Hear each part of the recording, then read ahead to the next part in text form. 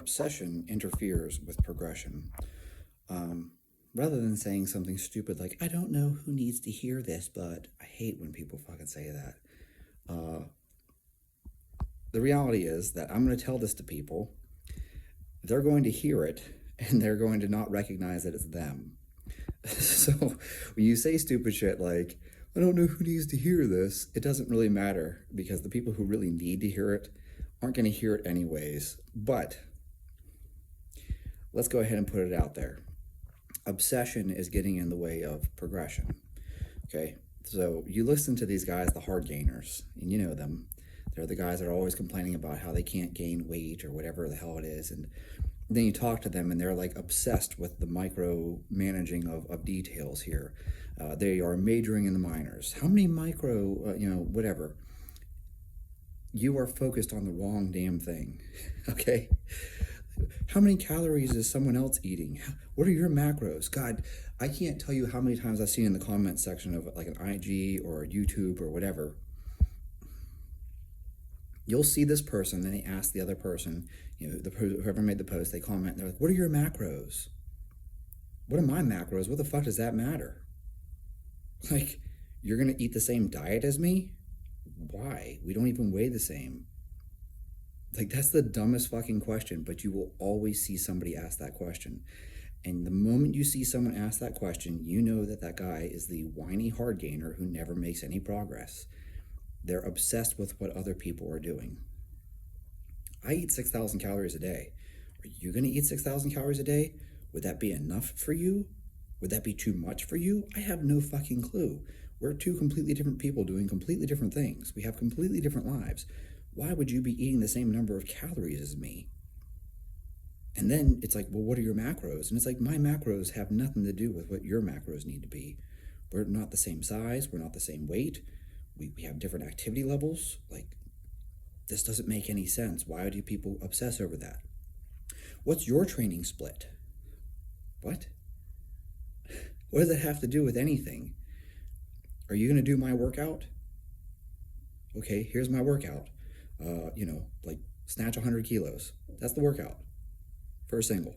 Oh, you can't snatch 100? Well, then you can't do my workout. Like, it's like people tell me they want to do Dmitry Kloklov's workout. It's like, okay, work up to a 202 kilo snatch. Oh, you can't snatch 200? Oh, then you can't do his workout. That's the absurdity of this. I'll use myself as an example here, okay? Just as an example. Like, completely different life circumstances. You're going to go get yourself one of those. I did another video where I talked about the best part of S&C is working for free. You're going to go get yourself one of those jobs where you do an unpaid internship and work for free, and you're in the gym all day. Now you can train 4 times a day, no problem. There's 4 hours of training in there. And what you're going to do is you're just do the same damn workout over and over again. Yeah, this is totally Bulgarian. And so, you're just going to squat. You're going to power clean. You're going to press. And you're going to row. You're going to do the same workout 4 times a day, every day. That's it. But what's really important here too is that you're going to rest 5 minutes between sets, because you got time to kill. You're just sitting around. So you don't have to get in and get out. You can, squat 135 for 3, sit down for 5 minutes, put 185 pounds on the bar, squat that for 2, sit down for 5 minutes, put 225 on the bar, squat that for a single, sit down for 5 minutes, 275 for a single, sit down for 5 minutes. Just take your fucking time. You got all day. You're going to be there all day. What's your rush? So now you can do these workouts that, last, extremely long periods of time, because you're resting 5 minutes between sets, right? You don't have to get in and get out. You don't have anywhere to be. You don't have anywhere to go. You're just stuck there. You're working. You got to wait till the next session starts. So you got to kill time in between sessions. Oh, your life doesn't work like that? Oh, well, guess what? Hardly anyone's life works like that. So you can't do that. You probably work an 8-hour job where you have to sit at a desk. You don't have a squat rack in your office. Oh, damn. Guess that's not going to work for you.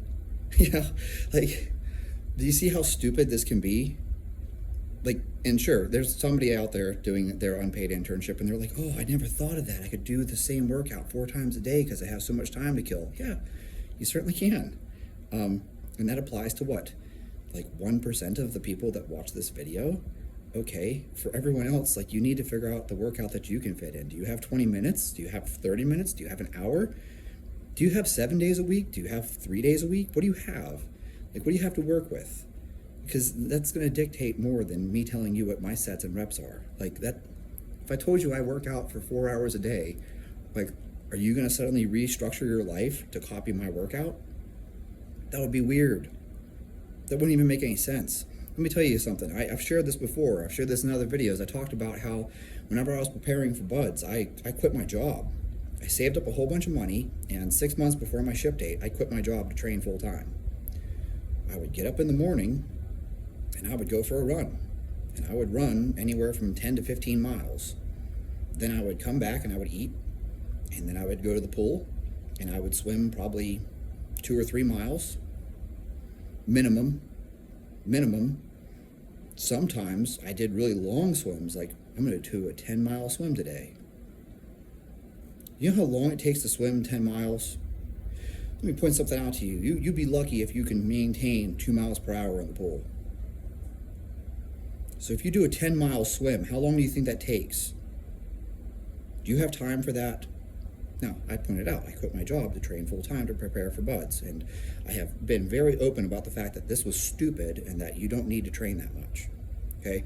But I didn't have any guidance, no one told me what to do, so I just did this extreme ultra-endurance shit, which was not a smart way to train. So I've been very open and honest with people, like, you don't need to be swimming 50 miles a week. But that's what I did because I didn't know any better, so I just thought more is better, okay? And then after the swim, I would do bodyweight PT, where I just did hundreds of pull-ups and literally 1,000 push-ups. Like, I'm not even joking with you. I would try to get 1,000 push-ups done in as few sets as possible. That's stupid. That's not a good, smart way to train, but I didn't know any better. Like I said, it's just a volume thing. And then I would go eat and I would lift just to maintain strength. Do you have a job? You have kids? You have a life outside of training?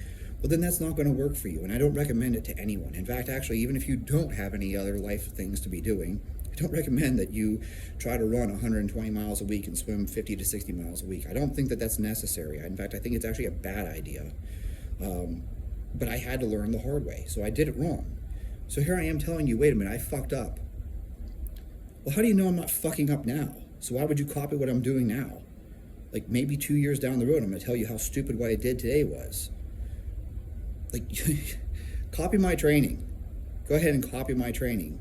And then 5 years later, I'm like, oh yeah, that was a really bad idea. I shouldn't have done that. 10 years later, I'm sitting here telling you, there's no need for you to be running 100 miles a week. Let me say that again. There's no need for you to be running. But if you copy my training, then you'd be running 100 miles a week. And that'd be fucking dumb. The same thing goes for anything. I mean, just because someone else is making progress on something doesn't mean it's the best way to do it. It doesn't mean it's appropriate for you. And this person 10 years later could be like, man, that was really stupid. I shouldn't have done that. You know, I wore my knees out or I wore my hips out or some shit like that. Like, why would you think that this person... I am not someone who sits here and complains that I have bad genetics, because I don't have bad genetics. I have great genetics. I might not have great genetics to be able to be explosive or powerful or strong, okay? My lifetime best snatch when I was bigger and stronger was 110 kilos. This is not anything to be impressed by, okay? 110 kilos. Girls who are smaller than me snatch that, all right? So no, I don't have great genetics because I would have snatched a lot more than 110. But what I do have good genetics for is that I can handle a ton of volume. I can do extremely long distance running, long distance swimming, high volume lifting, etc. And I do well with really high volumes. I do well with high volumes because my output isn't very high. Okay, so like I'm not running a 10-second 100 meters. I'm not, squatting 600 pounds. Okay, I'll probably never even deadlift 600 pounds. If I had great genetics, I'd have a 40-inch vertical jump. I don't. But I can handle a ton of volume. And so as far as I'm concerned, I have at least decent genetics for handling a lot of volume. Is that a good thing? Yeah. I can handle a lot of being average. I've gone off on a long explanation here, but the point that I want you to understand is obsessing over what someone else does is getting in the way of your progress, okay? So if you look at someone else and you obsess about what they're eating and how they're training, and you think that you're going to copy it, it's getting in the way of what you could be accomplishing right now.